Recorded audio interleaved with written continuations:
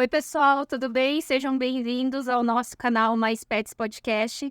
Hoje mais um episódio super interessante com 2 convidados excelentes, com um assunto muito legal, muito bacana e curioso. Mas antes disso, pessoal, eu quero falar sobre os nossos parceiros.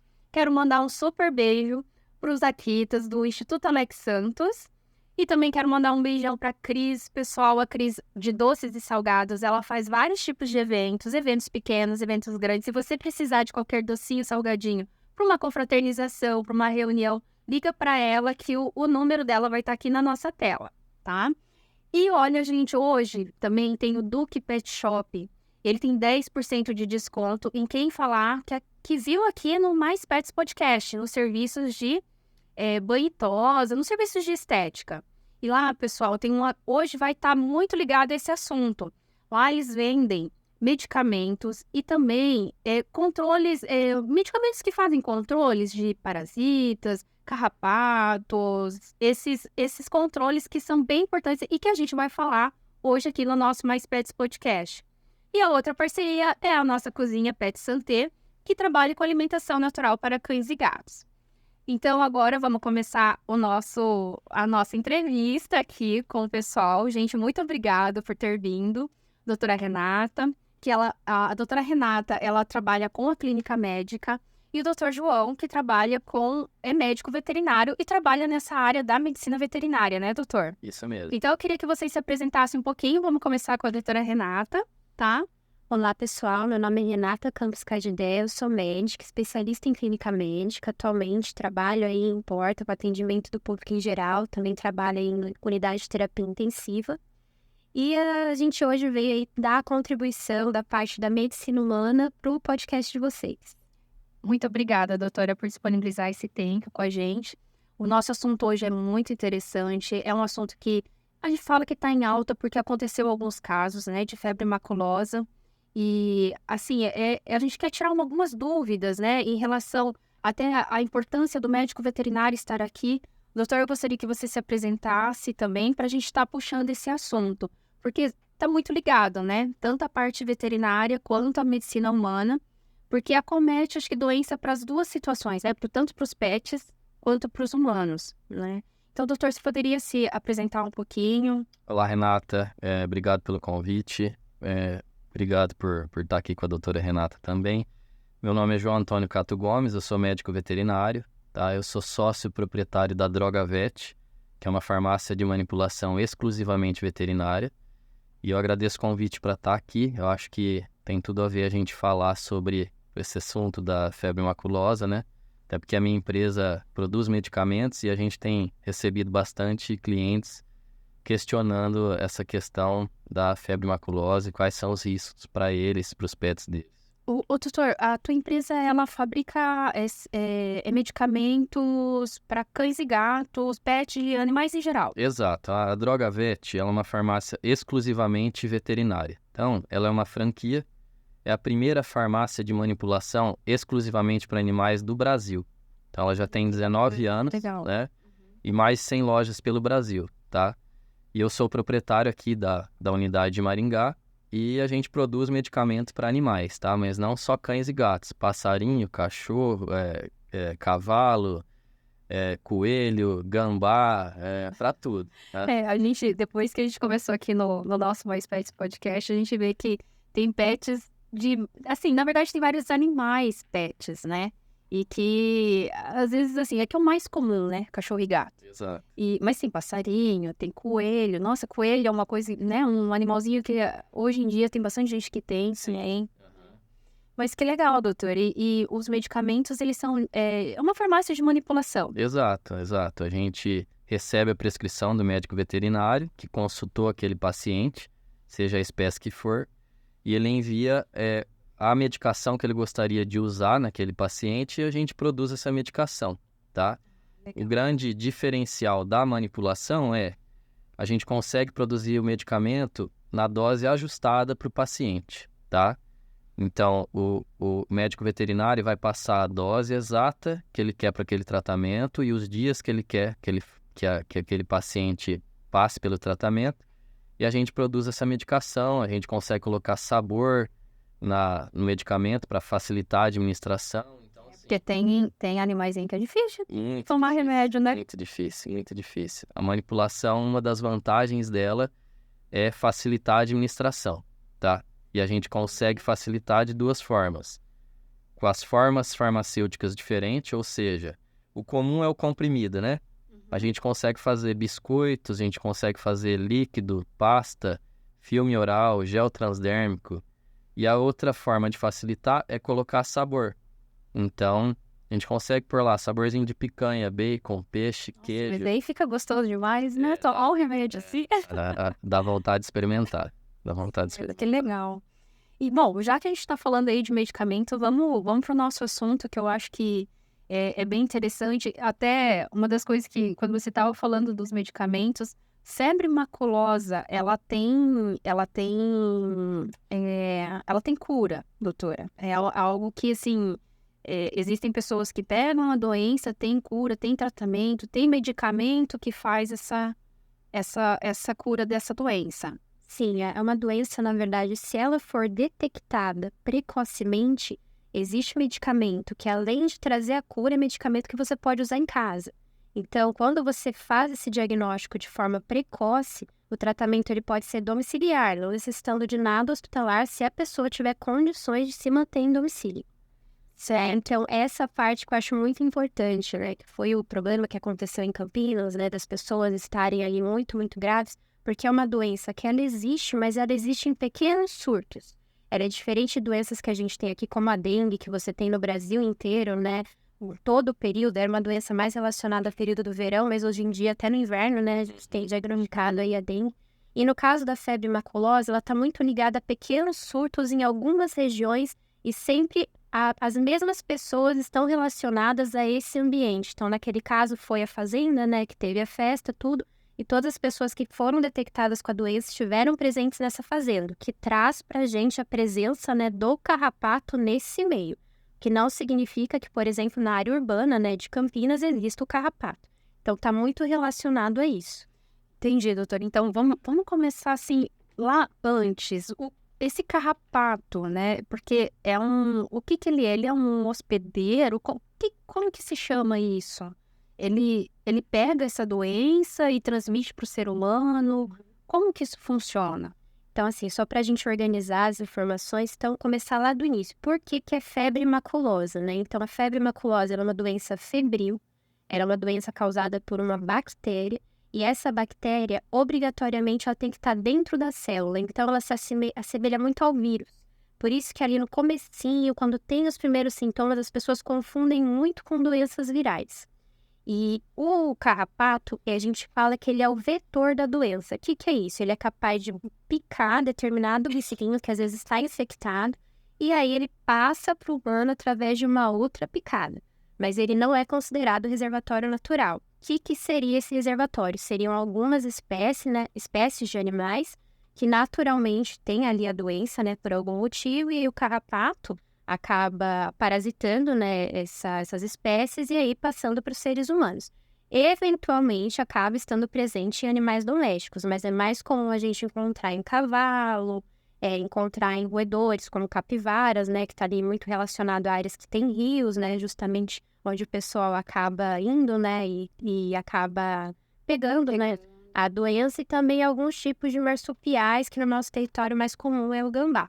Uhum. Então, esse carrapato, ele na verdade, inicia-se ele picando um animal doente, e depois ele vem pro ser humano. Exatamente. Nem todo carrapato, ele vai ter a doença. Então, ele precisa entrar em contato com algum animal que esteja com a doença, consumir o sangue desse animal, né, já que ele é um parasita, e aí entrar em contato com o ser humano, e aí, eventualmente, ter uma nova picada, e aí a pessoa acaba adquirindo a doença e manifestando sintomas. Entendi, doutor. E nos animais também acontece a doença? Tem algum outro nome a doença que acaba gerando nos pets, doutor? Ou é roda? Como que é? Não, a doença também acontece nos animais, tá? A grande diferença é que ela é menos grave, vamos dizer assim, né?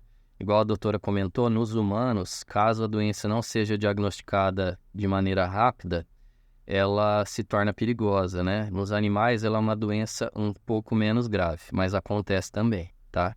E tá aí a preocupação também das pessoas que têm os pets e tudo mais. E o nome da doença em pet é Também, febre maculosa. Também. Aham, é o mesmo nome, é a mesma doença. Inclusive, até os sinais, eles são parecidos, tá? Os sinais clínicos, né? São parecidos, né? É muito confundida, ela é uma doença muito confundida. Quando acontece em cães, ela é muito confundida com erliquiose, com babesiose, que são doenças bem comuns, tá? No mundo pet. Então, a sorte é que, mesmo ela sendo confundida, ela é menos grave. Então, diferente dos humanos, você tem um tempo maior para iniciar um tratamento, os tratamentos respondem bem. Porque eu acho que até para humanos, né, doutora, parece ser um pouco confuso, porque uma febre, iniciar com uma febre, tanta coisa inicia com febre, né, tantas doenças, né? Exato, foi o que eu falei. É muito inespecífico no começo, justamente por essa bactéria ser intracelular, como são os vírus.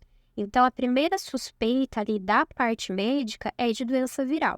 No caso de Campinas, né, o pessoal suspeitou de dengue, que tem basicamente toda uma justificativa para isso. No início, Sintomas são parecidos. exato, no início da doença, a gente fala que os sintomas são inespecíficos até mais ou menos o 7º dia. Então, a pessoa vai ter febre, é uma febre alta, pode chegar a 39, 40 graus. Mialgia, que é aquela dor muscular importante, né? Até para a pessoa se mexer. Parece que o pessoal acaba definindo que parece que quebrou os ossos, assim. Então, tem uma dor, tanta dor importante. A pessoa pode ter náusea, a pessoa pode ter vômito. A pessoa pode ter uma dor de cabeça muito importante também. Então, se a gente pegar isso, né, a dengue é a que a gente tem principal suspeita por conta, né, dessa prevalência ali no território nacional.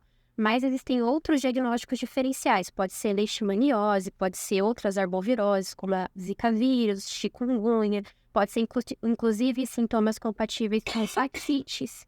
Então, assim, ali no início, realmente é muito difícil da gente definir. Então, assim, é uma doença realmente começa com um quadro febril, assim como outras tantas doenças também cursam inicialmente com febre. Então, como que a gente faz essa diferença, né? Nos primeiros dias, a gente define como sintomas inespecíficos. Então, o que a pessoa vai apresentar? Ela pode ter uma febre, que a gente considera uma febre alta, podendo chegar a 39, 40 graus. Ela pode ter muita dor no corpo. As pessoas até acabam falando que parece que realmente moeu ali os ossos de tanta mialgia, né? Que a doença acaba causando. A pessoa pode ter náusea, pode ter vômito e pode ter também uma dor de cabeça importante. Então, se a gente pega, né, esse tipo de sintomas, pensando em diagnósticos diferenciais, pode ser uma dengue, pode ser uma leptospirose, pode ser uma hepatite, pode ser diarreia, pode ser muita coisa, justamente por ser inespecífico. E é inespecífico até o 7º dia da doença. Então, a pessoa tem aí uma semana apresentando isso, né? Tanto que em Campinas, o primeiro diagnóstico que o pessoal recebeu foi o de dengue. E é muito difícil a gente julgar que estava errado justamente porque os sintomas são inespecíficos. Existe algum exame, doutora, que faz? Existem exames para fazer esse diagnóstico, porém os exames eles são muito demorados. Assim. Então, por ser uma doença de progressão rápida e muito grave, então, o que é feito dentro da área médica, né? Se há uma suspeição, e essa suspeição ela não vem desses sintomas, porque igual eu falei, né? Muita coisa cursa com isso. Mas vem principalmente tanto da pessoa informar, quanto também do médico que está ali fazendo aquela anamnese, perguntar se ela esteve em áreas onde a febre maculosa é prevalente. Então, você tem que perguntar, esteve ali em alguma área de montanha, área de camping, alguma festa, né, que tem ali presença de pasto, de grama, principalmente relacionada a áreas que tem ali rios e ambiente que tem capivara ou alguns outros roedores que a gente sabe que pode ter a presença do carrapato. Então, essa pergunta é muito mais importante do que a gente ficar ali atento aos sintomas. Se a gente percebe que há esses sintomas que são compatíveis com a doença, mas essa área ali que pode ter, né, uma presença de surto de febre maculosa, aí a gente já inicia o tratamento, mesmo não tendo certeza que é a doença. E por ela ser uma doença de notificação compulsória, então você tem que fazer essa notificação para as entidades competentes entrarem em contato com o pessoal, isolar a área, ver quem esteve lá e aí pesquisando, tendo esse diagnóstico depois, para a gente saber se era realmente ou não. Justamente pela gravidade, não tem como atrasar o tratamento. Esse comentário da doutora Renata, até ele dá um gancho da importância do episódio, de vocês terem buscado por esse tema. Por quê? Facilita muito se as pessoas estiverem conscientes da doença, porque elas, quando começam a apresentar sintomas, elas podem relatar para os médicos: ó, eu tive numa fazenda e eu reparei que uma hora tinha um carrapato que estava grudado no meu corpo. Então, assim, as pessoas entenderem como funciona é fundamental para quê? Para chegar para o médico e quando o médico for fazer a avaliação, a entrevista, a pessoa já relatar isso, entendeu? Isso é muito importante, né, doutor? Porque, pra falar a verdade, eu acho que a maioria das pessoas não vão lembrar de um carrapato. Assim, ela tá com febre, ela tá com dor, Sim. né? E assim, isso tem que ter consciência, né? De lembrar que esteve num local que possa ter risco, Exatamente. né? Porque é muito difícil, né? Você tá com febre, com dor, vai pro hospital. Você não vai lembrar de um carrapato que estava em Não você. vai, mas é muito importante porque é justamente o que vai possibilitar o tratamento precoce. Por quê? Igual eu disse, esses sintomas inespecíficos, eles vão até o 7º dia. Do 7º dia em diante, aí a pessoa começa a ter outros sintomas que a gente considera um pouco mais específicos, mas nem sempre todo mundo acaba tendo, né, demonstrando esses sintomas. E se diz assim, pode mudar Exatamente. pessoa. E daí vem o nome, né? A febre maculosa, o nome dela, maculoso, vem de mácula, que significa mancha. Então, do 7º dia em diante, a pessoa começa a ficar pintadinha, né? Que a gente fala. Normalmente começa em região de tórax, migrando para a região de membros. É mais predominante nas pernas e planta e palma dos pés. Ou planta e palma das mãos. Fica pintadinho. Daí em diante, ela pode começar a evoluir, né, com pior infecciosa, então acaba diminuindo plaquetas, como é na Always, né? que exatamente acaba diminuindo plaquetas e ela acaba aí ficando disposta a ter eventos hemorrágicos. Então, essa pintadinha que dá, ela acaba se transformando em petequias e futuramente pode acabar tendo ali quadros mais graves também. Então, por isso que é importante, igual eu falei, esse tratamento ser precoce, porque chegou nessa faixa, a pessoa já precisa de um internamento hospitalar, às vezes precisa estar numa unidade de terapia intensiva, e mesmo a gente usando, né, uma antibiótico terapia de amplo espectro, que a gente fala, muitas vezes a gente não consegue combater aí essa bactéria. Então, o tratamento é um antibiótico, é tratamento com antibiótico. Com antibiótico. Entendi. E isso é um tratamento demorado, doutora? Tipo, depois que você entra no tratamento, finalizou os antibióticos, é certo de que eu já estou bem. Se vier um outro carrapato me picar, eu não vai estar não vai estar transmitindo. Não, funciona mais ou menos assim. Então, a gente teve essa suspeição, fez essa notificação, como eu falei, e a gente vai entrar com esse tratamento. O antibiótico, ele dura em torno de 7 dias de terapia. Normalmente, se a pessoa ainda está apresentando febre, a gente estende por mais 3 dias. Então, a gente costuma dizer que são até 3 dias depois que a pessoa parou de ter febre, tá? E é o suficiente. Então, você vê aí o tratamento de 10 dias que pode salvar uma pessoa de uma doença que tem uma letalidade grande, né? Então, assim, eu acho que, igual o João mencionou muito bem, o principal aqui é ficar de olho nas áreas endêmicas. Esse visualizou realmente um carrapato. Às vezes é difícil, ele é pequenininho, né? Mas se esteve em alguma área diferente ali do perímetro urbano, eu acho importante relatar isso em consulta. E, infelizmente, o que acontece? Pelo ocorrido em Campinas, está em alta o tema. Mas daqui a alguns meses já ninguém mais vai se falar. Lembra, né? Exato. Então, é uma questão de conscientização mesmo. O pessoal tem que aprender a importância, principalmente o pessoal das regiões onde isso é mais comum, né? Como a doutora disse, isso não é uma situação que está generalizada no país inteiro, são lugares pontuais, tá? Embora o carrapato esteja em muitas regiões, mais ou menos... Precisa estar, digamos assim, o carrapato precisa estar infectado para poder... E, em média, 2% de todos os carrapatos contém essa doença. Então, assim, é a minoria, entendeu? Mas ele já causa um dano muito grande. E esses carrapatos, normalmente estão em que tipos de animais, doutor? Cachorro, gato, tem algum outro animal? Porque nas notícias a gente viu, acho que capivara também, né? O que acontece? O carrapato que transmite a febre maculosa é o carrapato estrela. Esse é o nome popular dele. Tem um tipo de carrapato, Exato. então. Ele se chama carrapato estrela. Pode acontecer situações muito raras de outros também transmitirem, mas assim, na grande maioria das vezes, quem transmite é o carrapato estrela. Ele chama Amblyomma cagenense, o nome científico deles, vamos dizer assim. Dá até medo do nome já, né? Nossa.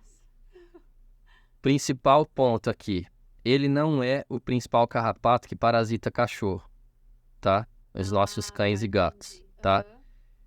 Por que a gente pode deixar um pouco o gato de lado da nossa conversa? Pelo seguinte, normalmente o que parasita gato é mais pulga. E a pulga, ela não faz parte desse processo de transmissão da febre maculosa.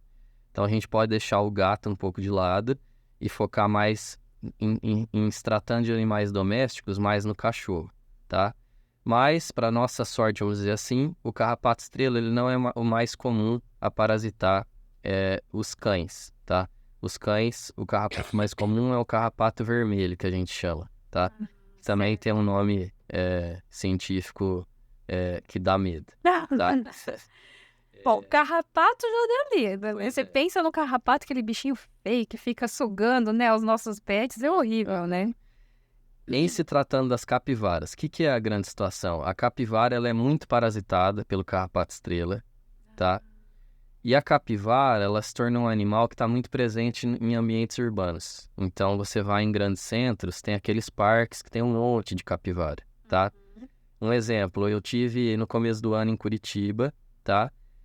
Em um evento que foi no Parque Barigui, lá em Curitiba. E lá no Parque Barigui tem um monte de capivara, tá? Um monte de capivara. E o que acontece? Essa capivara, ela carrega o carrapato. Pode ser que o carrapato que ela esteja carregando, ou até ela mesma, esteja contaminada com a bactéria, tá? E é um parque, ou seja, as pessoas vão lá, sentam na grama, fazem piquenique, levam os cachorros, vão fazer exercício e tudo mais. E aí é onde as pessoas, dentro de uma cidade, podem ter contato com um carrapato que é muito comum em áreas rurais, tá? Então, assim, daí tá a importância da gente entender essa doença, entender como ela funciona e saber que animais que são parasitados pelo carrapato que pode transmitir essa doença pra gente ficar atento, porque quantas pessoas você vê nos parques sentados na grama, fazendo piquenique? Sim, as crianças, né? E assim, e até essa questão eu não sei, tem diferença nos tratamentos, adulto ou criança? Porque criança também fica... Não tem diferença em tratamento, mas quando a gente pensa na criança, aí essa parte de diagnóstico diferencial que eu mencionei, ela amplifica ainda mais, porque a criança pode ter escarlatina, sarampo, né? Que também tem os mesmos sintomas iniciais, e na hora que você vai suspeitar, às vezes, né, você é pai já, a gente é assim, às vezes a criança, a pessoa vai com tanta ansiedade que também não lembra desse detalhe de, eu estive no parque e tal. Só lembra que o filho começou com uma febre ali de madrugada, parou de comer, ficou mais amuadinho e leva no pediatra, né? Então, esquecendo desse detalhe, provavelmente foi como eu mencionei, a suspeição, ela vai para essas doenças virais ali até o 7º dia, e não para febre maculosa. E aí tem aquela coisa, a criança normalmente evolui com quadros mais graves. Ai, nossa, que é desesperador, né, de ouvir isso, porque é muito rápido, daí a gente fica... e como é muito confuso, né, assim, os sintomas são muito parecidos com outras doenças, a importância de falar... Inclusive, doutor, hoje em dia tem muitos parques e aqueles parques... para cães e levarem os pets, né? Esses espaços também correm um risco, porque se tiver algum contaminado, ele pode começar a proliferar ali nesses parques. Exato. O que acontece, né? O cachorro, né? O cão, ele... Qual que é o grande problema dele? Ele carrega esse carrapato para diversos lugares, tá? Então, vamos citar um exemplo. Uma pessoa... esteve nesse hotel fazenda ou nessa festa e levou o seu pet, tá? Esse pet pode ter sido parasitado por um carrapato contaminado e a pessoa no dia seguinte veio aqui para Maringá. E ela pode ter trazido esse carrapato contaminado, entendeu? E aí uma região, Maringá, que a gente não tem o costume, né, não tem relatos desse tipo de doença, pode passar a ter. Então, esses parcão, né, que a gente fala, né, esses ambientes para o pessoal levar cachorro, isso é ótimo, tá? isso é muito importante para o próprio animal, né? Para socializar com outros cães. Mas, assim, as pessoas têm que ter consciência de cuidar do seu animal para evitar que ele venha ser parasitado por carrapato, tá? Caso ele venha ser parasitado por carrapato, fazer logo esse controle, tá? E, principalmente, você leva o bicho para dentro de casa, né? Ah, tem carrapato nele? Fica atento, né? Se preocupa com ele, se preocupa com você, com a sua família, porque, igual a doutora falou, é uma doença, se tratada rápida, ela é de fácil tratamento, vamos dizer assim, mas se perder o timing, ela é muito perigosa. Eu até vi um número antes de vir para cá, a doutora até pode confirmar. Dependendo das regiões, ela pode chegar a 50% de óbito, tá? Comparando com a dengue de 100 casos notificados, ela em torno de uns 5% mais ou menos. E a febre maculosa ela pode chegar até 50% de óbito dos casos notificados. Então, é muito sério, né? Tem que se preocupar bastante. Exatamente. Eu acho que o João puxou um ponto interessante, que é esse ponto da prevenção, né? No caso, ele acabou falando da prevenção de você ter um pet que vive com você ali o tempo todo, dele estar bem cuidado, dele não estar parasitado, de ter ali uma frequência de levar no veterinário, né? Pensando não só na febre maculosa, mas também em outras zoonoses, né? Que acabam acometendo esses bichinhos. E no caso das pessoas, né? Que hoje optam por ter esse lazer mais rural, pensar em usar ali, né, calçados adequados. A gente acaba falando de usar roupas claras, porque se tiver algum bichinho, alguma coisa diferente, você consegue perceber melhor, né, em roupas claras. Usar algum tipo de repelente, né, mesmo o repelente normal que a gente usa ali, né, para mosquitos, ele acaba repelindo também, né, outros tipos ali de insetos. Então, essa parte aí eu acho que é a mais importante de tudo. Hoje em dia, a gente costuma falar que a medicina, ela não é uma medicina voltada para o tratamento. Ela é uma medicina voltada para a gente não ter as doenças, né? Ela é mais profilática. Então, eu acho que isso que ele mencionou é o ponto primordial dessa conversa. Eu acho que, então, a questão do, por exemplo, nesses espaços que o pessoal leva muito, os pets, é muito importante ter um controle, né? Ter uma frequência de, não sei se é desensetização, alguma coisa assim, doutor, que possa ser feito no espaço, né? Porque a partir do momento que tem um carrapato, a gente precisa eliminar ele, né? Exato. E de que forma isso pode ser eliminado? O principal, tá, é o controle dos próprios animais, tá? É muito mais fácil cada tutor cuidar do seu animal do que a gente pensar num cuidado com o ambiente ali, tá? Então, o que é o principal? Periodicamente, esse animal receber medicações que sejam carrapaticidas, vamos dizer assim, tá?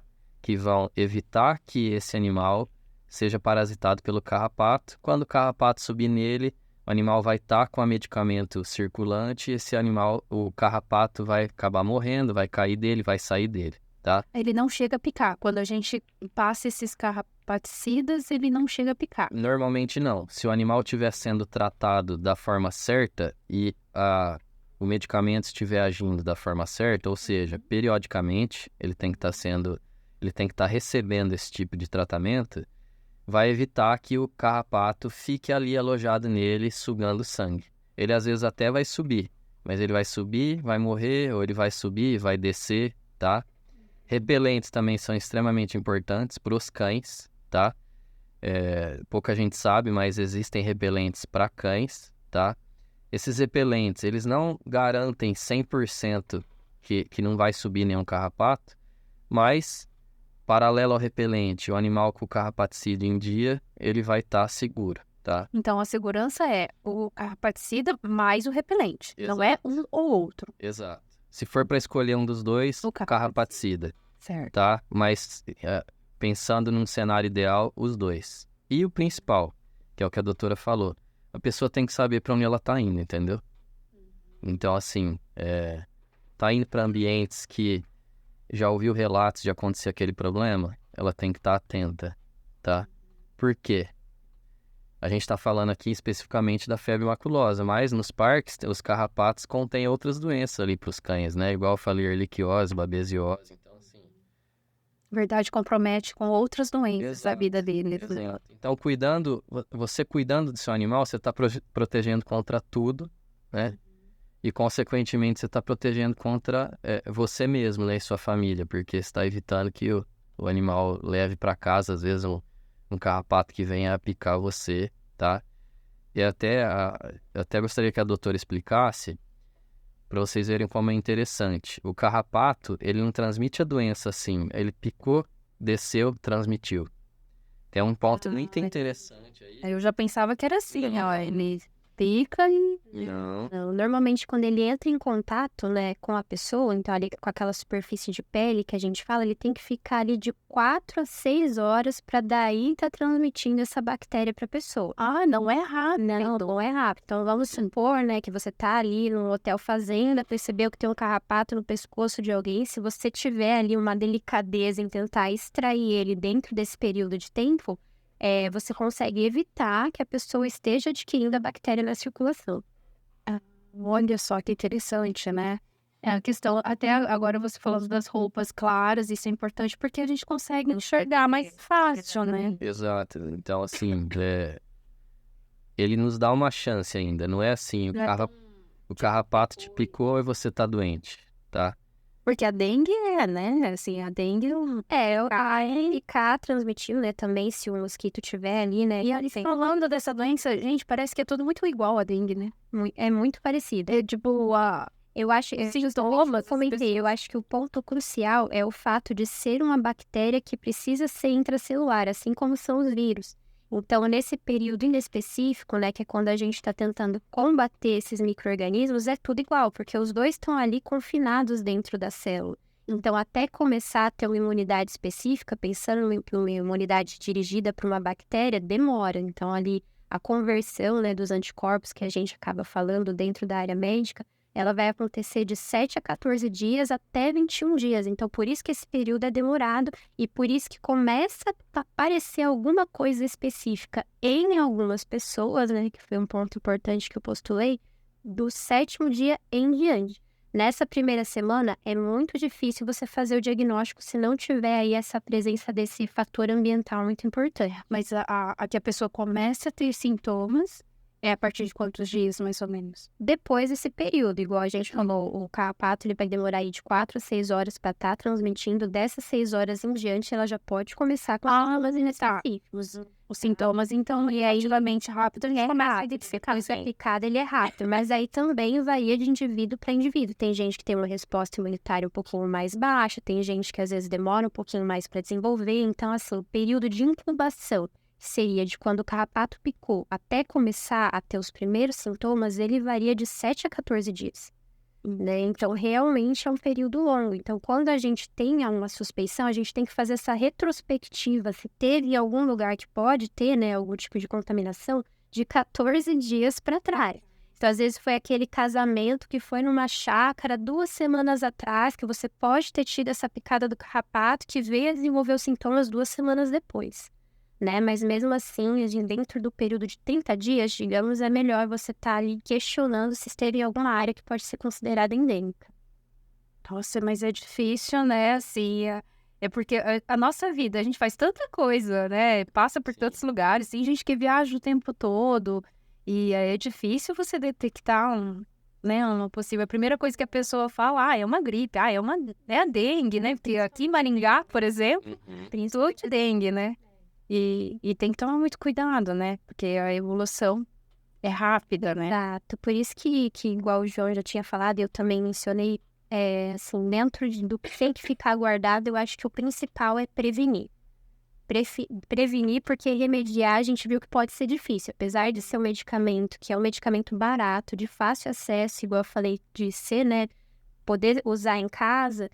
É difícil a gente diagnosticar muito rápido. Então, prevenir nesse momento é o melhor remédio. E, doutor, a partir do momento que, por exemplo, no pet, né? Digamos num cachorro. Aí, assim, digamos que a gente diagnosticou ali a febre maculosa nele. Certo. O ambiente da casa, o que a gente precisa fazer para cuidar, né? Porque a partir do momento, se ele teve de algum lugar, ele pegou e ele trouxe. Aí pode ter outros no ambiente da casa dele que possa estar contaminado. Sim, sim. Então, assim, o principal no começo, é inspeção. Então, assim, o que a gente recomenda? Foi passear em um lugar que você tenha suspeita que possa, naquele ambiente, ter o carrapato estrela, e esse carrapato estrela pode estar contaminado e transmitir a febre maculosa, faz uma inspeção do seu pet. O que é inspeção? Passa a mão nele, procura, tem algum carrapato. Por mais que ele esteja com o tratamento em dia, é interessante, né? Ah, não achei nada. Ótimo, né? Achei alguma coisa, já tem que ficar com um alerta. Por quê? E, doutora, é ao mesmo tempo, porque que nem a doutora comentou agora, né? Precisa de 4 horas ali para o carrapato estar em contato com o nosso corpo para poder fazer essa transmissão. Nos pets também?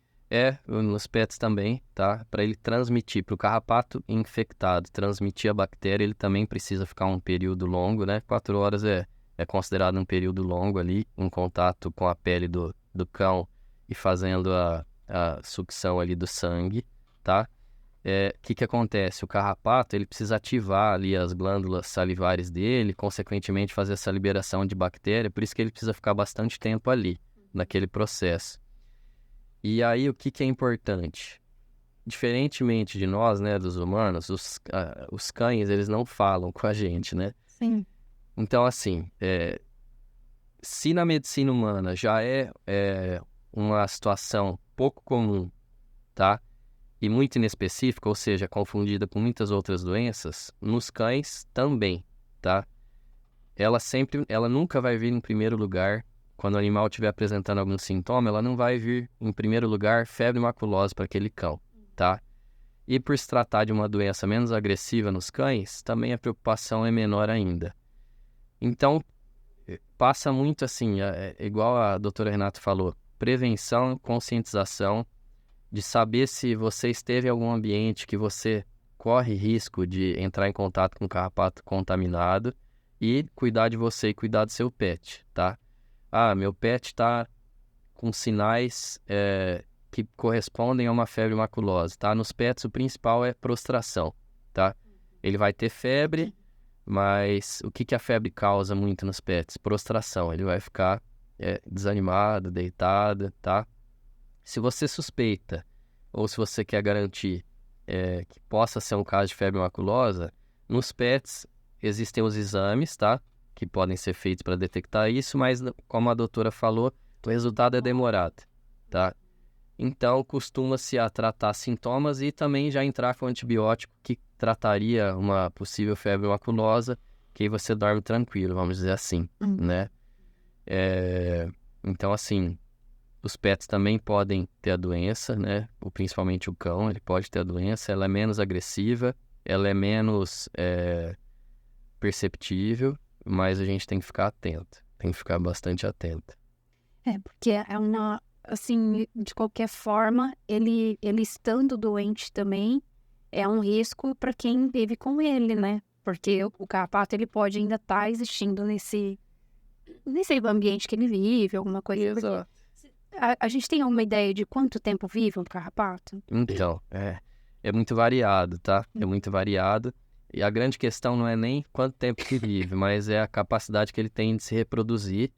Então, aumentar a sua população e essa população entrar em contato com animais contaminados. Um carrapato doente, ele reproduz carrapatos doentes também. Não necessariamente. Contaminados. Doentes não, contaminados. Não, mas o que acontece? Ele vai reproduzir e aqueles carrapatos que nasceram, vamos dizer assim, eles vão entrar em contato com um animal contaminado e vão se contaminar também, entendeu? Então, assim, controle de ambiente é importante, mas ele normalmente é feito se a pessoa notou, né? Se a pessoa notou que trouxe um pet para casa com o carrapato, tá? Isso é mais comum do que parece, tá? Inclusive, eu tenho uma colega que relatou há pouco tempo que ela começou a notar presença de carrapato dentro do apartamento. E aí mandou detetizar o apartamento, não funcionou em um primeiro momento. Foram investigar. Nos apartamentos, eles ficavam escondidos nos rodapés do apartamento. Tá? Naquele caso ali, não eram carrapatos contaminados com uma doença que colocasse em risco os humanos, né? Mas, de qualquer forma, aquele ambiente estava extremamente contaminado. O que provavelmente aconteceu? Um passeio com o pet deles, eles voltaram para casa com carrapatos, esses carrapatos se alojaram ali e ali ficaram, entendeu? Então, é complexo, assim. É complexo, né? Porque também a gente tem um pet, você acaba levando para passear, né? Eles gostam de andar na gramado, né? E a gente acaba deixando, porque é difícil, né? Ficar só dentro de um apartamento, ficar só dentro de casa. Eles precisam, né, esse passeio. Exato. Mas tem que ter tomado todo esse cuidado, né? É até importante o que você disse, pelo seguinte, para deixar claro. O cachorro, ele não vai transmitir a febre maculosa para o dono, tá? E muita gente ficou com medo disso, tá? Então, assim, nossa, meu cachorro tá com carrapato, pode ser que ele tenha pego a febre maculosa e ele vai passar para mim. O cachorro não passa para a pessoa, tá? O que acontece é que o cachorro, ele pode estar levando ali um carrapato contaminado e esse carrapato no ambiente vai picar a pessoa e transmitir, tá? Então é importante dizer, o cachorro diretamente, ele não vai passar a doença para o humano. Só que ele está portando um carrapato contaminado que vai descer do cachorro, vai lá na pessoa e vai picar essa pessoa e contaminar essa pessoa, tá? Principal, controle, tá? Controle de carrapato nos cães, gatos, em todos os animais domésticos, tá? Controle tem que ser feito de maneira medicamentosa e periódica, tá? De preferência, né? Com acompanhamento de um médico veterinário, tá? É sempre importante, né? Ter o médico acompanhando, porque a gente nunca sabe, né? Às vezes nem é isso também, às vezes a gente tem outras doenças aí que podem estar acontecendo, né? E é importante sempre estar acompanhado. Exato. Sim. E uma dúvida em relação à febre, a febre maculosa, quando o paciente ele contrai a febre, aí ele começa a ter os sintomas, aí é diagnosticado, feito o tratamento. Quando finaliza o tratamento, ele não tem mais, digamos assim, ele não tem mais a doença e não tem, tipo, existe alguma coisa que diz assim, mas se ele for picado novamente, vai acontecer a doença novamente, ou existe aí alguma coisa que fica imune, ou... Olha, normalmente o que é relatado é que quando você tem a doença, né, a gente fala uma prima infecção, fez o tratamento, adquiriu a imunidade que a gente considera duradoura, numa segunda, né, se há uma segunda exposição, normalmente não desenvolve, ou se desenvolve com esses sintomas inespecíficos que acabam melhorando sozinho. Então, pelo que está relatado, né, na literatura, parece ser uma imunidade mais duradoura. Isso é interessante, né? Porque às vezes a gente fica até com medo, né? Ninguém quer pegar a primeira vez e ficar depois a imunidade segunda. O pessoal compara muito com a dengue, né? Que pode pegar mais de uma vez. Que daí tem gente que fala assim, dengue, depois vira dengue hemorrágica, né? Isso daí é muito, muito complicado, porque a dengue, além de ser uma doença viral, né, que tem ali um tipo de imunidade um pouco mais diferente do que as doenças bacterianas, ela tem 4 sorotipos diferentes, né? Então, normalmente, você pode ter 4 tipos de dengue de sorotipos diferentes, sempre sendo aquela dengue muito ruim, né? Nunca aquela dengue que é um quadro mais brando. Se você passar pelos 4, possivelmente, se você tiver a doença de novo, não vai ser, né, aquela coisa tão dramática quanto é das primeiras vezes. Mas como a gente tem esses 4 sorotipos em veiculação aí no território, é difícil. Então, todo mundo que pega a dengue sempre fala, nossa, já peguei 5 vezes e sempre é ruim.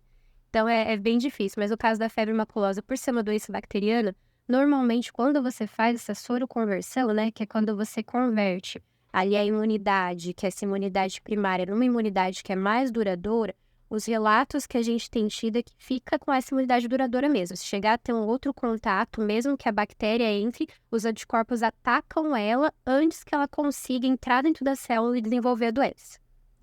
Entendi. Isso é importante, né? O pessoal entender isso também, né? E saber dessas informações, porque, assim, como foi um pequeno surto, né? A gente fala pequeno porque foi bem regional, né? mas é algo que dá medo, né? Assusta, né? E até agora, há pouco, a gente conversando, eu fiquei pensando, né? Gente, mas 4 horas o bichinho ali... Mas se for parar pra pensar, se você tá numa festa ou num...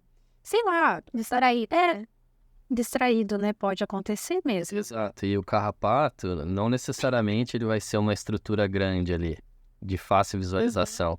Às vezes ele é muito pequenininho, entendeu? E ele engata em algum lugar do seu corpo ali que você não percebe. Mas é que é estranho, né? Porque assim, dá a impressão de que incomoda, né? É como se fosse você levar uma picada de um... Como se fosse... Não, é uma picada, né? E aí aquilo ali fica incomodando e ainda permanecer 4 horas, a pessoa tem que estar distraída, né? É um ponto engraçado que você tocou, é que normalmente, né, os outros insetos que acabam picando a gente tem o incômodo da picada quando ele sai, né? Então, isso, o carrapato, ele fica de 4 a 6 horas ali aderido, esse incômodo de achar algum lugarzinho que tá coçando, mais dolorido, ele vai vir depois dessas 6 horas. Ah, entendi. Quando ele já não tá mais lá. Porque, assim, dentro da estrutura deles, né, ali, acho que seria já parte da biologia, eles têm determinadas substâncias na saliva que são anestésicos, justamente pra gente não sentir e conseguir se alimentar. Igual o pernilongo, nem todo mundo sente, né, o pernilonguinho pousando e ali sugando seu sangue, é a mesma coisa. Então, é um sistema de defesa deles para eles poderem se alimentar. Então, essa sensação de, tem alguma coisa me incomodando, ela viria depois que esse carrapato se desprender. Que daí ficaria aquele incômodo. Isso, sim, exatamente. Uma picadinha que, muito embora você... Acho que seria a última suspeição achar que é um carrapato. Nesse ambiente, provavelmente seria um borrachudo, né? Alguma coisa diferente, era um carrapato. É, porque daí fica, né? Provavelmente fica aquele vermelhinho, aquela coisa de, ele vai uma picada real, né? Aham. Nossa, é muito interessante. E tem alguma informação, doutor, que você queira passar ainda sobre em relação à febre maculosa? Alguma coisa de diferente que você vê na parte PET? Eu acho assim, para resumir, ela é uma doença que, graças a Deus, ela não é espalhada pelo Brasil e não acontece em grande número, tá? Em média, uns 170 casos por ano de febre maculosa. A grande questão é a porcentagem de óbito dentro desses casos notificados, ela é grande, né? Então, por isso que a gente tem que ficar atento. Não é para deixar de passear com cachorro, não é para deixar de ter cachorro, nada disso, entendeu? A grande questão é, leva seu animal no veterinário, tá? Peça para o veterinário organizar um cronograma de tratamento contra carrapatos periódicos durante o ano, mudando os princípios ativos ali. Teu animal vai estar protegido o tempo todo. Se porventura ele vier contrair ali um carrapato, vamos dizer assim, provavelmente o medicamento vai agir, esse carrapato vai morrer ou vai descer, então não vai causar problemas para ele, consequentemente não vai causar problemas para você, tá? Os medicamentos para tratamento de uma doença dessa, existem na farmácia de manipulação também, doutor, ou é só... Sim. Os medicamentos, tanto para o controle do carrapato quanto para o tratamento da doença, existem na farmácia de manipulação, tá? Os antibióticos que são usados para tratamento são mais específicos, né? São extremamente simples, extremamente baratos também. E os medicamentos para o controle do carrapato são diversos, tá? Então, igual eu falei, tem inúmeras opções, tá? Tanto na área comercial, tanto na manipulação. Então, você pode escolher, você pode trocar princípio ativo. As opções são inúmeras. É só questão de estar consciente que seu animal precisa estar protegido, tá? E fazer o uso dessas medicações que a gente acaba dormindo tranquilo, vamos dizer assim. Tá certo. E se a doutora tem alguma coisa que queira complementar, o que a gente conversou, que é importante a gente passar para o nosso público? Eu acho que o João postulou bem, então aqui a ordem não é restrição, é prevenção. Então não é para restringir viagens para local rural, que a gente sabe que é muito gostoso, passar ali um tempo no hotel fazenda, ou ir numa chácara, né, ou ir num lugar mais rural.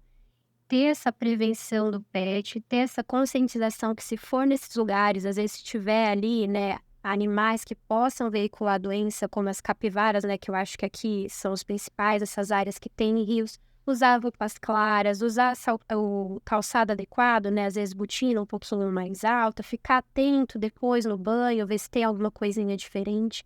No caso de desenvolver sintomas, né? Igual a gente falou aqui, o podcast todo, semelhantes aos que podem ser da febre maculosa, está passando por consulta médica e relatando que esteve nesses locais.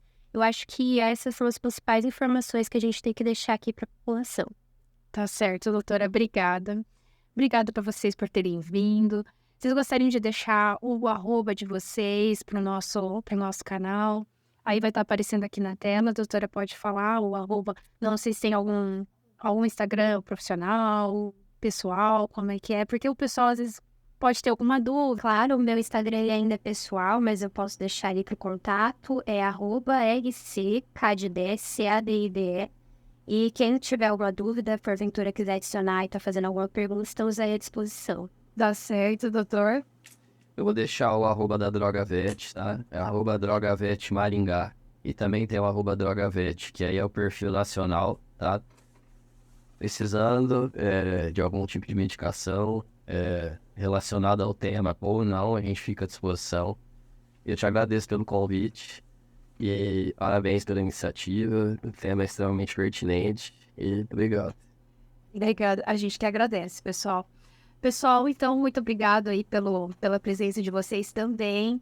Se inscrevam no nosso canal, dê um like e deixe os comentários, compartilhe com os amigos, que o assunto aqui tá bem legal, gente. E olha, tá super em alta, porque a gente precisa se cuidar. Como o tempo todo a gente falou aqui, prevenção em primeiro lugar.